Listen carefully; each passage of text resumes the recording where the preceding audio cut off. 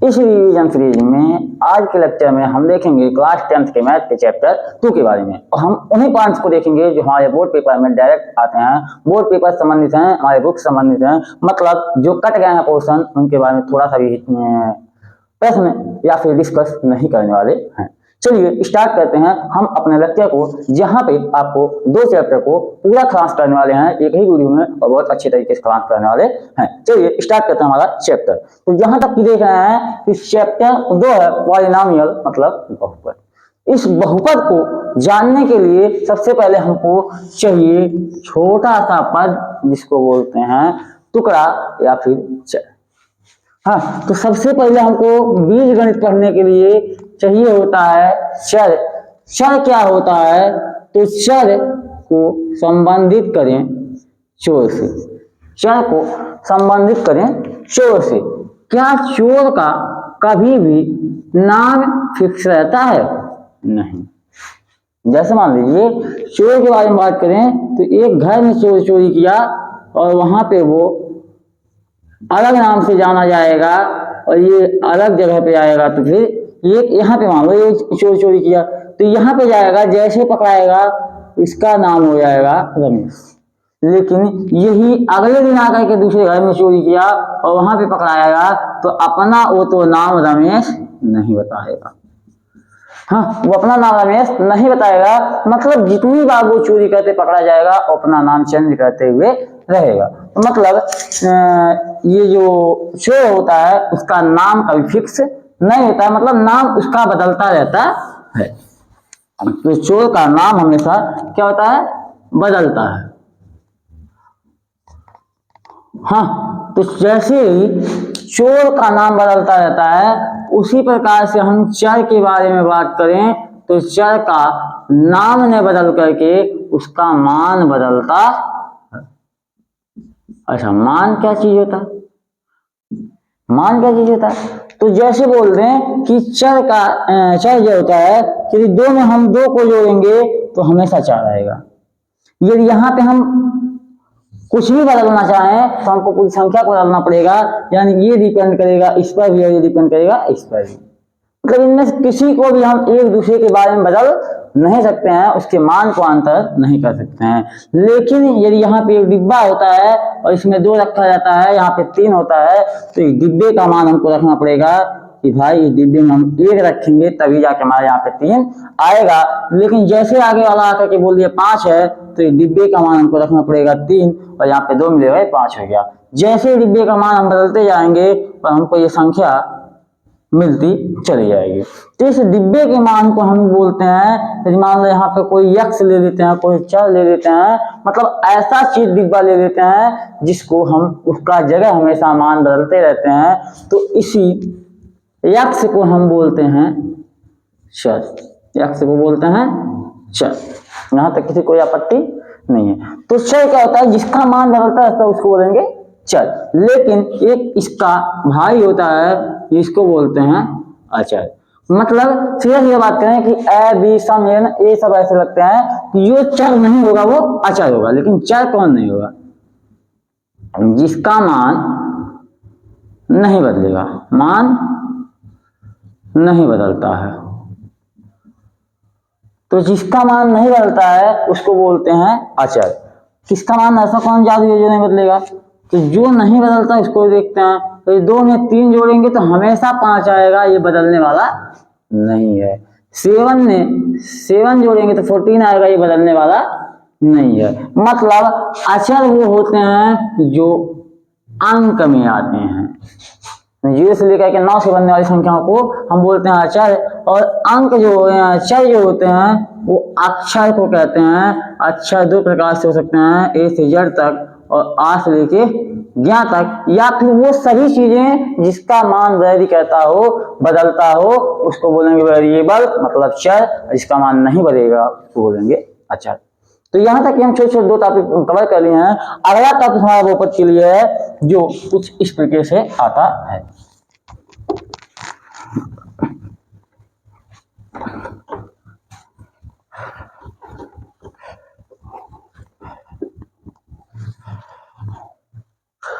हाँ, पहला हो गया चर और इसका भाई हो गया अचर।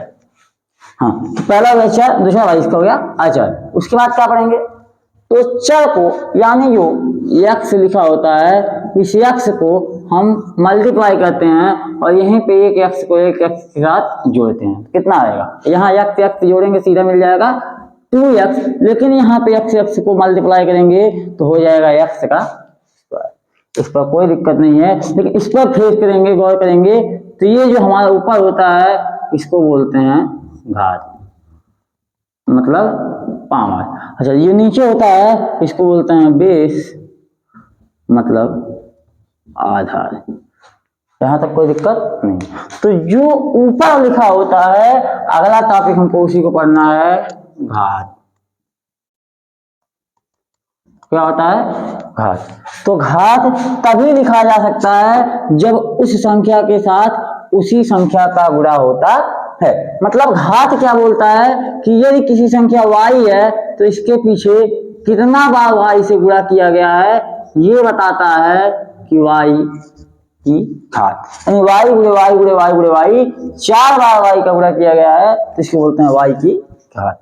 मतलब घात वो संख्या होती है जो ये बताती है कि कोई संख्या अपने से कितनी बार मल्टीप्लाई हुआ है। तो ये हो गया हमारा घात। घात से छोटे छोटे कॉन्सेप्ट आते हैं, घात क्या होता है, बहुपद का घात होता है, तो इसके बारे में देखेंगे थोड़ा। ये हो गया हमारा घात।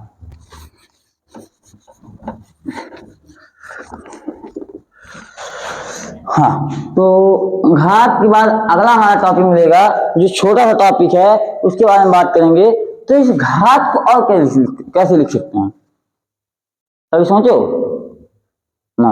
इस घात के बाद आएंगे हम इस मेन टॉपिक को, बहुपद।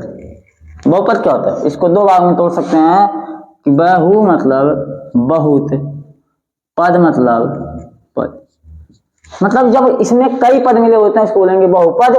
कई पद मिलेंगे तो बनेगा क्या, तो बनेगा बीजीय व्यंजक। मतलब जब चर और अचर एक दूसरे से जुड़ते हैं तो बनता है बीजीय व्यंजक। यानी x को 2x के साथ जोड़ेंगे तो बनेगा 3x प्लस 5x स्क्वायर। तो ये जो कुछ भी लिखा जा रहा है ये बोला जाएगा हमारा बीजीय व्यंजक। इस बीजीय व्यंजक का ऐसा बीजीय व्यंजक जिसका घात जो होता है वो भिन्न में या ऋणात्मक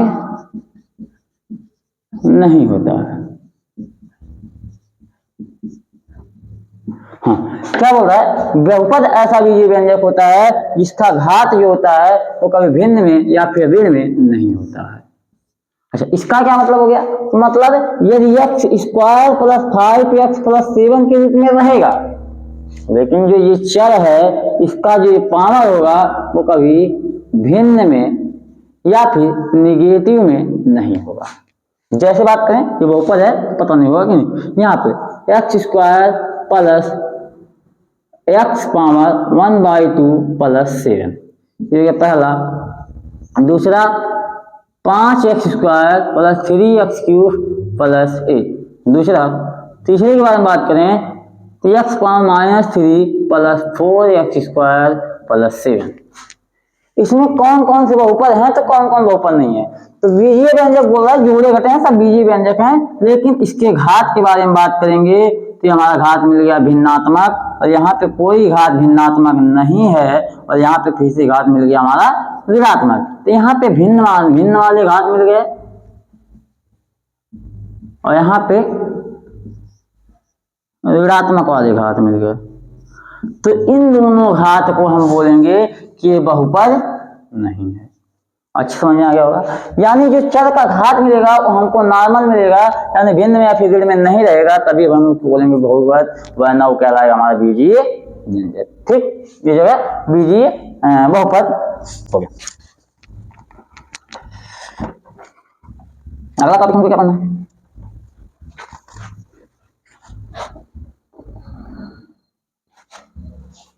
हाँ, तो बहुपद हो गया। अगला टॉपिक किसी से संबंधित पढ़ना है बहुपद की घात। क्या पढ़ना है? बहुपद की घात। तो पहले हमको बहुपद तो लिखना पड़ेगा, x square plus 7x plus 9, या फिर 9x cube plus 5x power 5 plus 9 plus 3x square. ये पहला हो गया। दूसरा हो गया, तीसरा देखेंगे 6x cube plus 11x power 5 plus 7x की पावर 9, हाँ, प्लस 3x। ये इतने हो गए। अब इसमें हमको देखेंगे कि बहुपद का घात कौन सा है। तो घात मतलब होता है जो किसी चर का कितना बार गुणा हुआ उसके जो ऊपर लिखा होता है उसको बोलते हैं घात। जैसे यहाँ पे x का घात हो गया 2, यहाँ पे x का घात हो गया 1, यहाँ पे x का घात हो गया 3, यहाँ पे x का घात 5, यहाँ पे x का घात 2, यहाँ पे x का घात 3, यहाँ पे x का घात 5, यहाँ पे x का घात 9। लेकिन पूरे पहले वाले बहुपद का घात कितना होगा यह हमको जानना जरूरी है। तो बहुपद का घात बोलता है कि बहुपद के घात में चर की सबसे बड़ी घात, सबसे बड़ी घात, चर की सबसे बड़ी घात को बोलते हैं बहुपद की घात। जैसे बात करें तो यहाँ पे हमारा x ये दोनों में 1 और 2 में यानी सबसे बड़ी घात है 2, तो हो जाएगी हमारी बहुपद की घात। ओके, बहुपद की घात। ठीक, इसमें बहुपद की घात हो जाएगी 5, इसमें बहुपद की घात हो जाएगी 9। तो ये हमारी हो गई छोटी सी कॉन्सेप्ट जो पूरे बहुपद में सबसे बड़ी घात होगी उसको बोलेंगे बहुपद की घात, और वही हो जाएगी हमारी सबसे बड़ी घात। तो हमारी हो गई बहुपद की घात।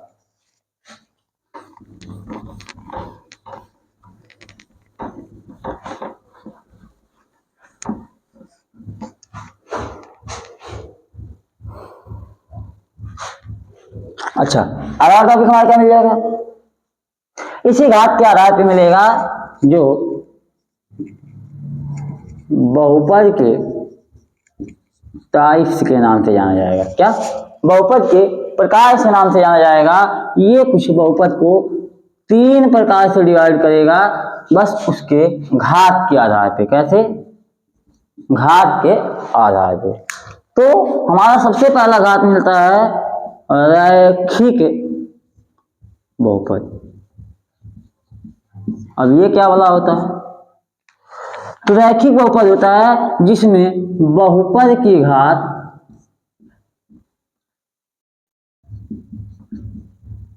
एक हो, जिसमें बहुपद की घात 1 हो उसको बोलेंगे रैखिक बहुपद। या फिर दूसरा हमको मिलेगा द्विघातीय बहुपद। जैसा कि नाम से स्पष्ट है कि द्विघातीय बहुपद होगा वो जो कभी मिलेगा हमको सामने से, तो जिसमें द्विघात होगा यानी बहुपद की घात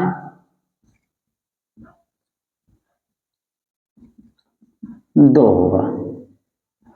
जिसमें बहुपद की घात 2 होगा उसको बोलेंगे द्विघातीय बहुपद। यहां तक कि हमारा क्वेश्चन खत्म होता है। तीसरा मिलता है त्रिघातीय बहुपद, जो हमारे सिलेबस से अब बाहर है, बस थोड़ा बहुत पढ़ लेते हैं कि त्रिघातीय बहुपद क्या होता है।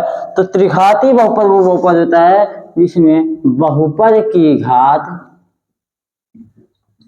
3 होती है ना।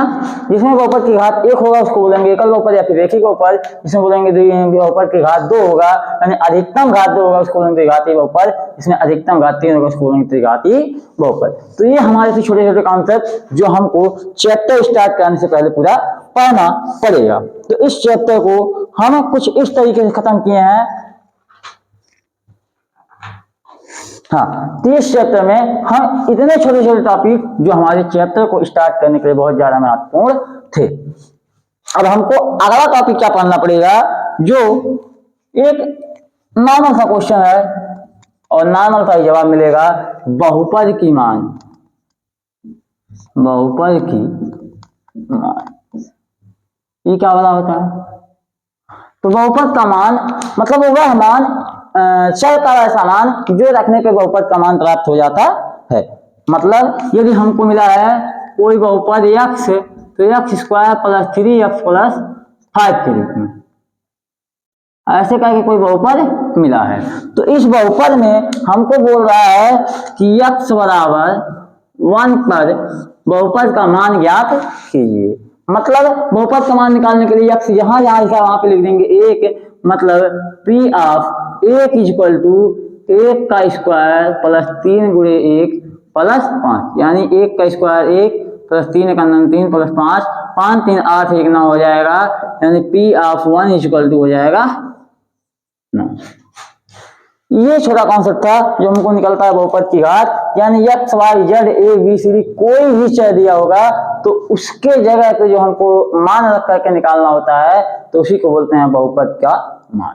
ठीक, अगला छोटा सा टॉपिक मिलेगा हमको, एक एक टॉपिक को बारीकी से समझेंगे, उसके बाद हम क्वेश्चन को लगाना स्टार्ट करेंगे और बहुत ही बेहतरीन तरीके से क्वेश्चन लगने वाला है।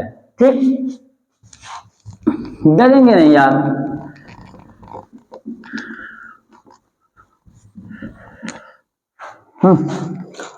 अगला टॉपिक हमको क्या मिलता है कि इस तरीके से बहुपद से संबंधित सब कुछ पढ़ना पड़ता है। हमारे चैप्टर में आ रहा है, सब कुछ आएगा, लेकिन चैप्टर का सबसे इंपॉर्टेंट पार्ट अब स्टार्ट होने वाला है, जिसको हम बोलते हैं बहुपद का शून्यक, यानी जीरो फैक्टर ऑफ पॉलिनोमियल। बहुपद का शून्यक क्या होता है? शून्यक होता है यानी चर का ऐसा मान जो बहुपद को शून्य कर दे। अच्छा, ये जो लैंग्वेज लिखा होता है क्या ये समझ में आता है? समझ में आता होगा तो भी, नहीं आता होगा तो भी समझा देते हैं, क्योंकि इस वजह से लिख देते हैं ताकि यार हमको पढ़ने में थोड़ा आसान हो जाए। क्योंकि कई बार कोई टीचर होता है लेक्चर दे करके चल जाता है और समझ में नहीं आता है, तो इसलिए इसको लिख देते हैं कि चर का एक ऐसा मान जो बहुपद के पूरे मान को शून्य कर देता है, उसको बोलते हैं बहुपद का शून्यक। चलिए देखते हैं कैसे निकलता है बहुपद का शून्यक और होता क्या है। मान लीजिए बहुपद दिया है x square plus 3 equal to 0। इस बहुपद का मान हमको निकालना है, बहुपद को हमको शून्य कहना है। ठीक, इसकी समझो p ऑफ x दे दिया है, एक बहुपद दे दिया है कि x स्क्वायर प्लस 3।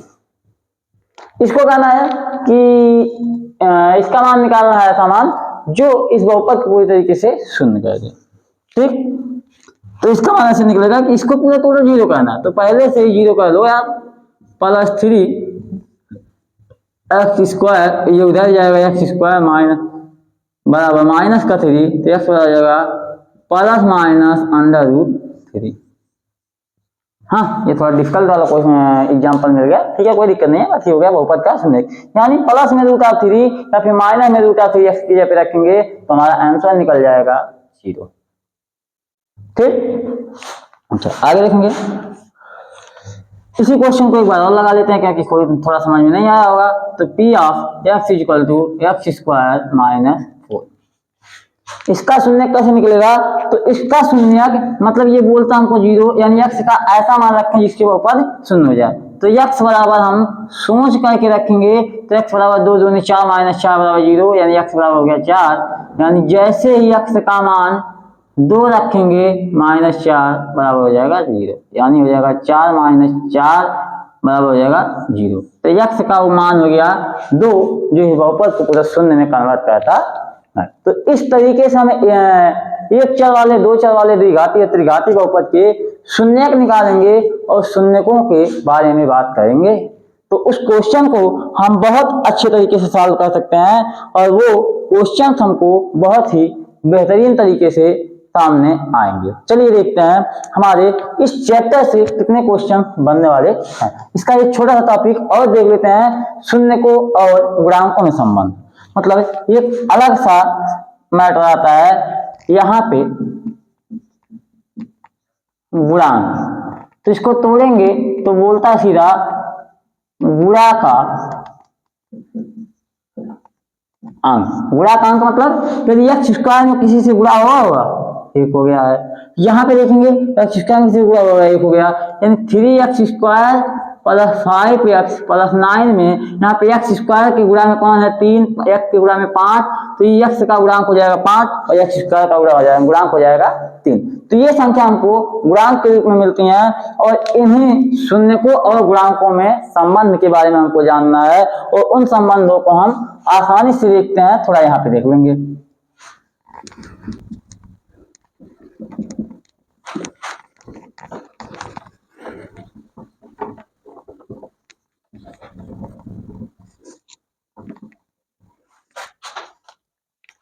हाँ, तो अगला मान मिल जाएगा शून्यक और गुणांकों में संबंध। क्या? शून्यक और गुणांकों में संबंध। तो इसमें 2-3 तरीके से मिलेगा। यदि रैखिक बहुपद होगा, क्या? रैखिक बहुपद होगा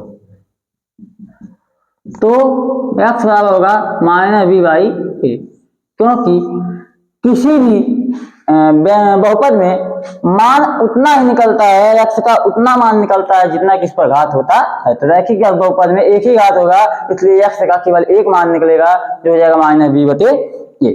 ठीक। दूसरा आगे मिलेगा क्या?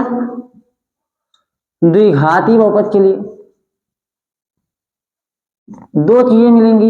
यदि हम 2 शून्य निकालेंगे, एक निकलेगा अल्फा और एक निकलेगा बीटा। कैसे निकालेंगे भी जानेंगे। तो इन दोनों से हमारे पास 2 फार्मूले बनते हैं, जो दोनों फार्मूले कुछ इस तरीके से मिलेंगे। इन शून्यकों का योग, यानी शून्यकों का योग अल्फा प्लस बीटा बराबर होगा -b/a और शून्यकों का गुणनफल निकलेगा अल्फा इंटू बीटा बराबर हो जाएगा c/a।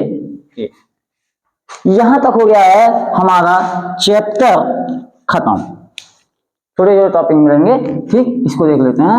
ये यहां तक है। हाँ, तो ये हमारे हो गए चैप्टर के सबसे अंतिम पड़ाव पे, जहां पे शून्यकों का योग का गुणनफल का संबंध कुछ इस तरीके से होता है। ठीक। अच्छा, ए और बी क्या है? तो हमारा जो बहुपद निकलता है इसका व्यापक रूप होता है ax plus by plus c, ax plus by plus c।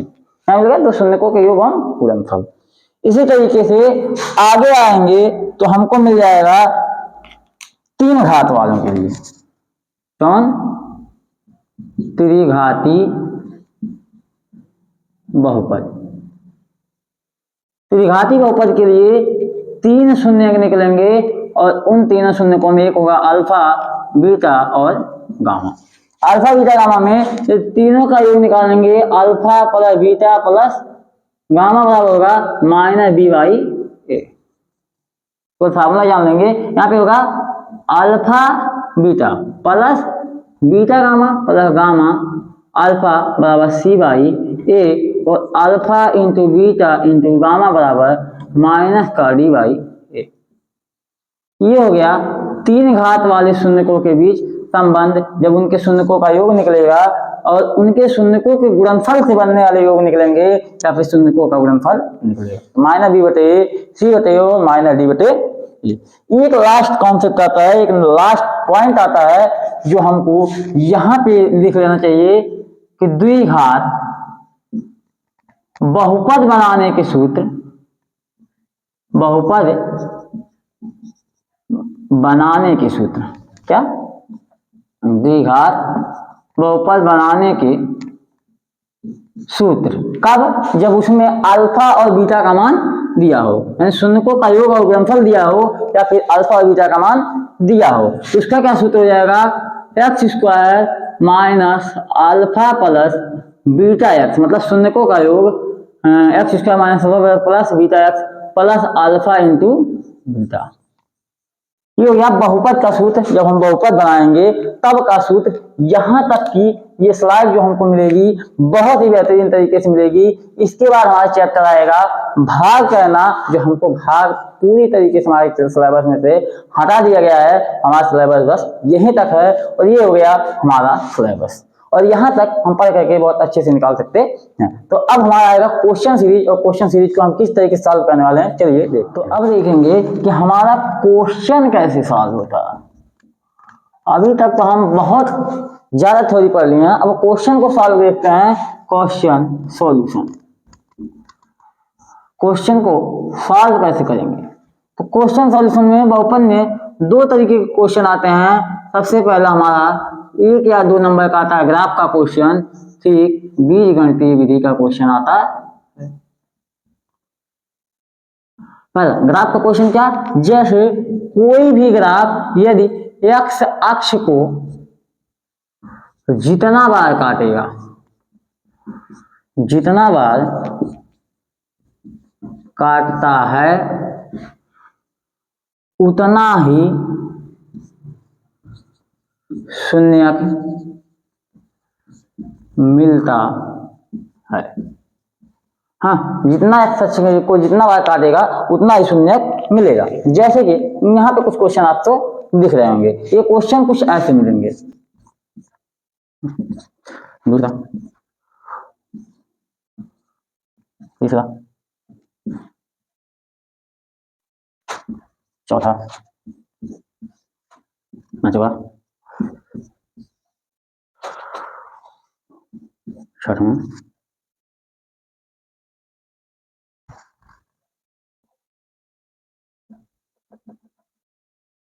हाँ, ये 6 डायग्राम कुछ आपको यहाँ पे दिख रहे होंगे।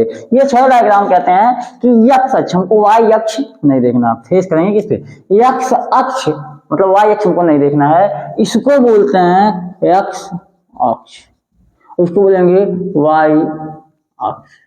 तो इस एक्स अक्ष को यानी इस रेड वाले लाइन को, इसको इस रेड वाले लाइन को, रेड वाले लाइन को एक ग्रीन वाला ग्राफ है, ग्रीन वाला ग्राफ, यह जितने बार काटेगा उतना ही इसका शून्यक निकलेगा। तो ये ग्रीन वाला ग्राफ कोई भी बार नहीं काट रहा है, अतः इसका शून्यक जो निकलेगा वो 0 निकलेगा।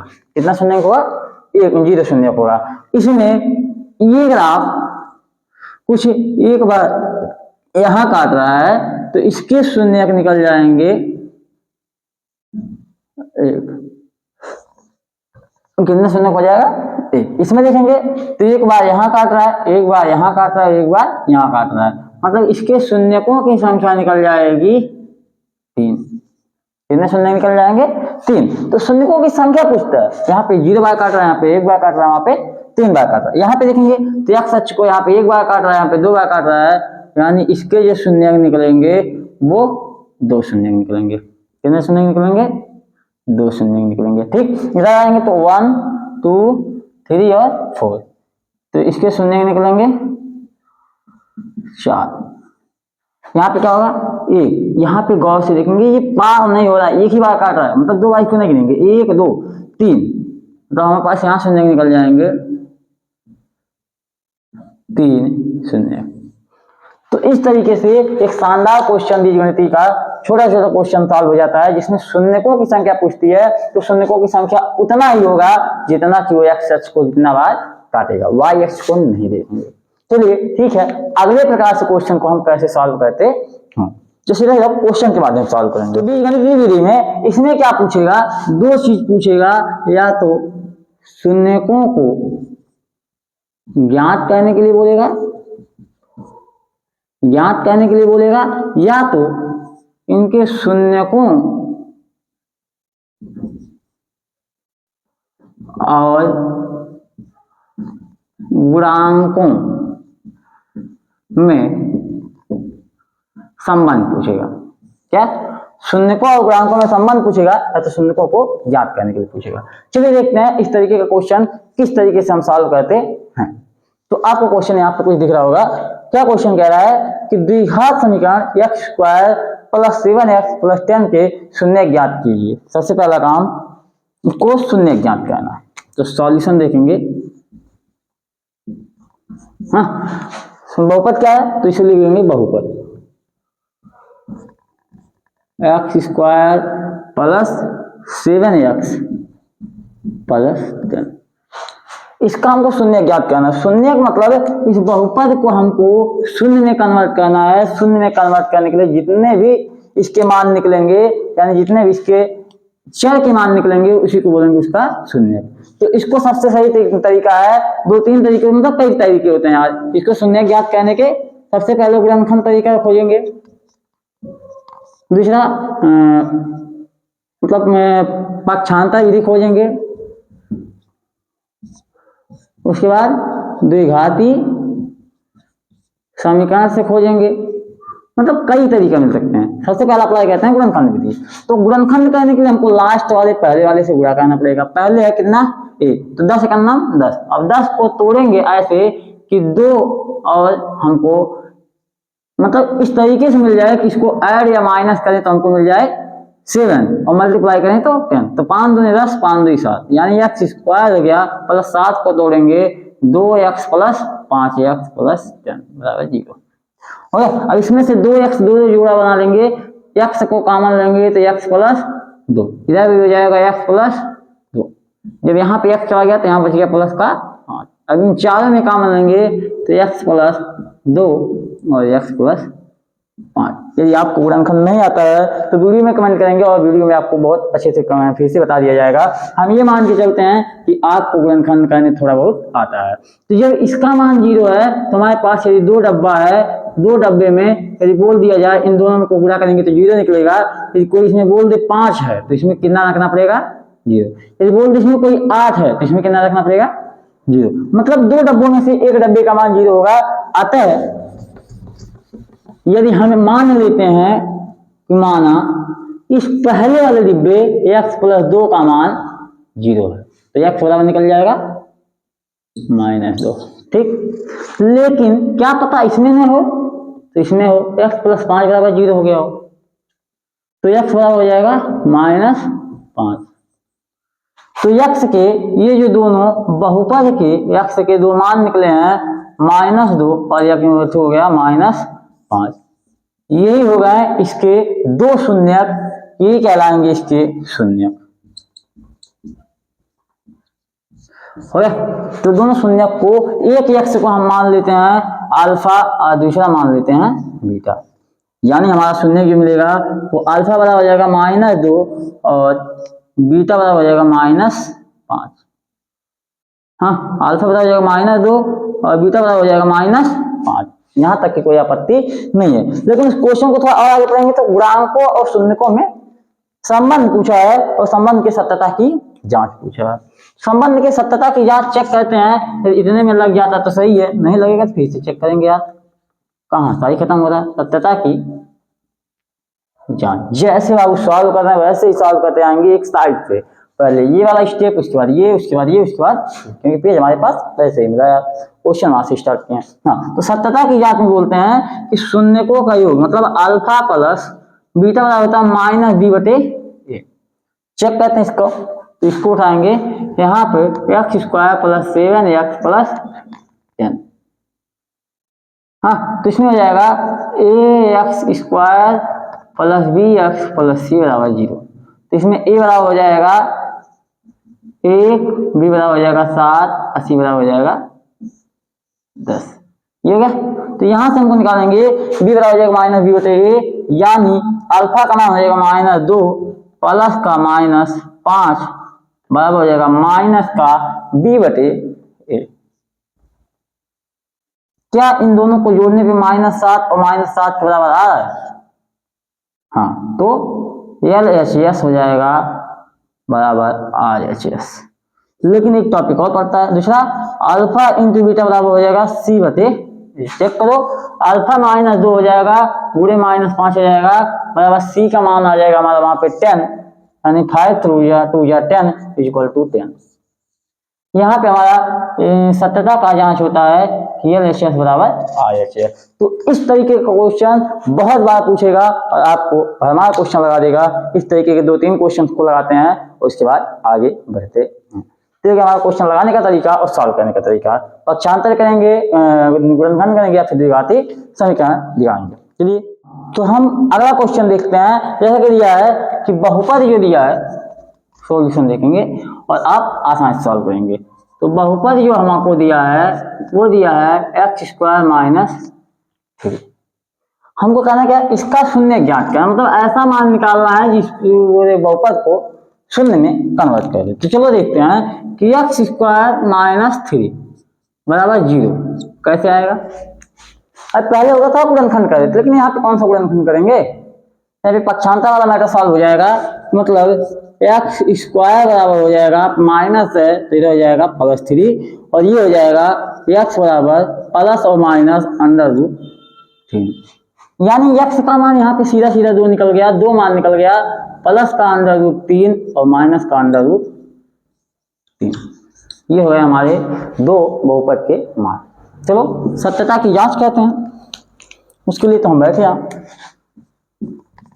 तो सत्यता की जांच, सत्यता की जांच के लिए हमको क्या चाहिए, हमको चाहिए अल्फा बराबर हो जाएगा प्लस का रूट ऑफ 3 और बीटा बराबर हो जाएगा माइनस का रूट ऑफ 3। ठीक, और इसके बाद से ये ए बराबर, तो तुलना करने पे ए का मान निकल जाएगा, इसको हम लिखेंगे a x square plus b x plus c बराबर 0। तो ए का मान निकल जाएगा, एक्स स्क्वायर से एक्स स्क्वायर करेगा, ए बराबर निकल जाएगा 1, कामा बी बराबर निकल जाएगा, बी का मान है ही नहीं तो बी बराबर हम रख देंगे 0 और सी बराबर निकल जाएगा माइनस का 3। तो अब हम सत्यता की जांच करेंगे, मतलब शून्यकों का योग अल्फा प्लस बीटा बराबर माइनस बी बटे ए आएगा कि नहीं। तो अल्फा का मान हो जाएगा हमारा जो यहां से प्लस का रूट ऑफ 3, उसमें जोड़ेंगे माइनस का रूट ऑफ 3 बराबर हो जाएगा बी का मान माइनस 0 बटे कितना हो जाएगा प्लस का रूट ऑफ 3। तो कभी भी यानी इतना प्लस उतना माइनस हो जाएगा 0 बराबर, यहाँ भी हो जाएगा 0, तो एल एच एस बराबर हो गया आर एच एस। ये हमारा पहला सॉल्व होता है। दूसरा, इनके गुणनफल अल्फा इंटू बीटा हो जाएगा सी बटे ए, अल्फा का मान होता है हमारा प्लस का रूट ऑफ 3 इंटू माइनस का रूट ऑफ 3 बराबर हो जाएगा सी का मान हो जाएगा माइनस का 3 बटे 1। तो प्लस माइनस माइनस 3 बराबर माइनस 3, यानी ये जो होगा हमारा एल एच एस बराबर हो जाएगा आर एच एस। सत्यता का जांच इस तरीके से हम क्वेश्चन को सॉल्व करते हैं तो हमको 4 में 4 नंबर आराम से मिलेंगे। और मैथ एक ऐसा सब्जेक्ट है जो कभी भी क्वेश्चन का नंबर नहीं कटता है। ठीक, अगला क्वेश्चन देखते हैं जो बेहद महत्वपूर्ण। ये सब क्वेश्चंस जो हैं वो पेपर में आए हुए हैं और उन क्वेश्चंस को हम करा रहे हैं, तो कभी भी क्वेश्चन को हम अनगैर करके मत छोड़ा करिए।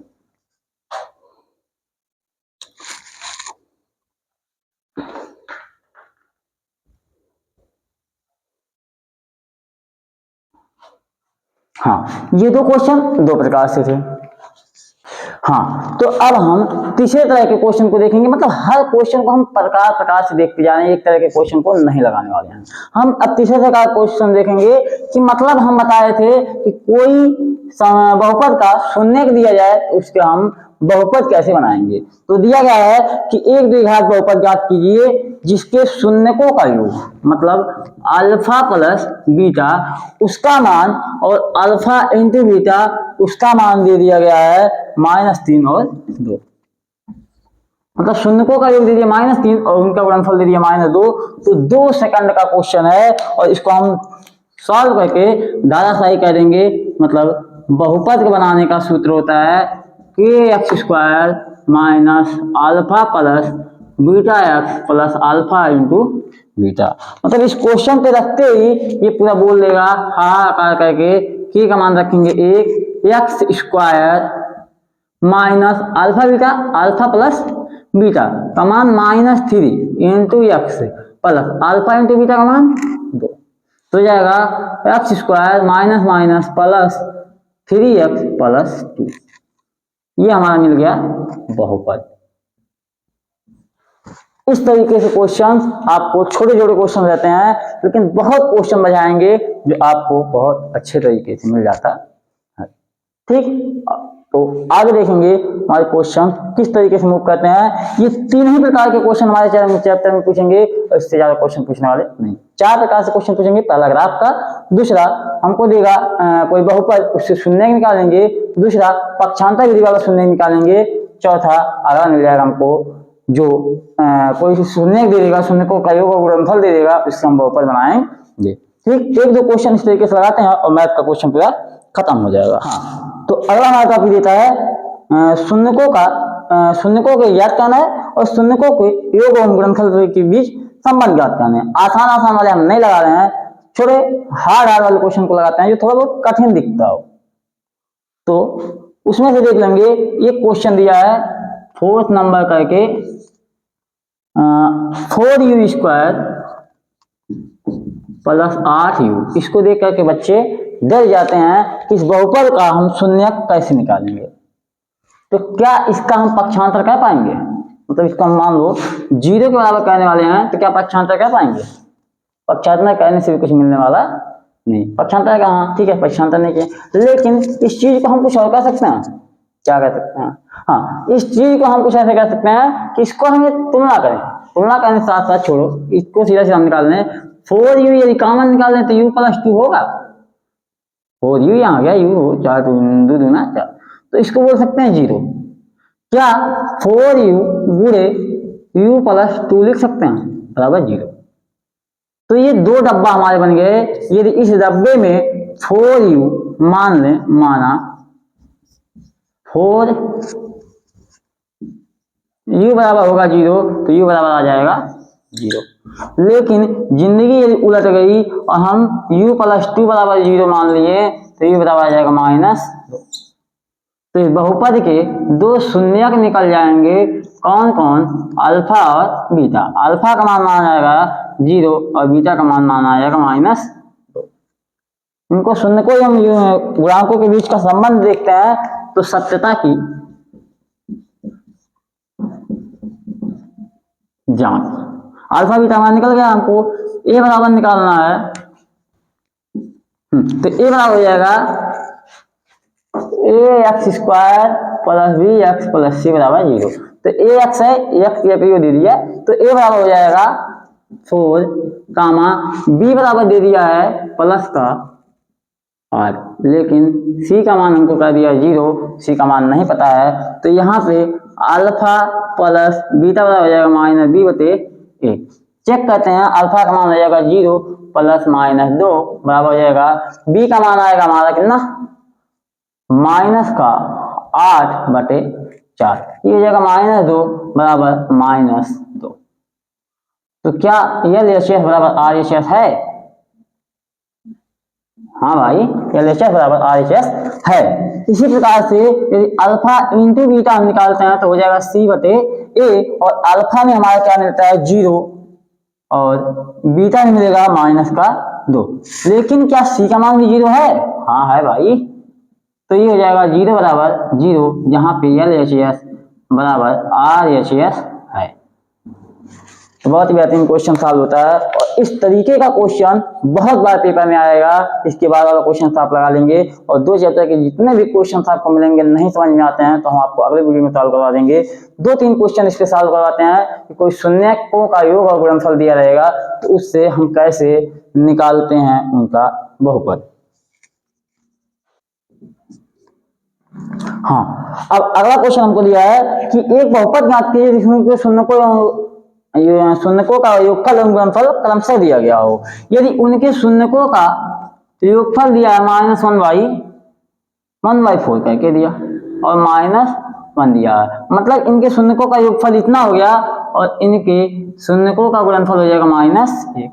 ये 2 चीज दिए हैं, तो क्या हम इसे शून्य ज्ञात कर सकते हैं? तो हाँ भाई, बहुपद निकालने का सूत्र भाई बहुत अच्छे से याद होगा, kx² - alpha plus beta x plus alpha into beta बराबर हो जाएगा। k का मान 1 ले लेंगे तो x² - अल्फा प्लस बीटा का मान हो जाएगा 1/4x plus alpha into beta का मान हो जाएगा -1, तो जाएगा x² - 1/4x -1। अब क्या करेंगे, नीचे हो गया 1। ये हो गया अगला टॉपिक।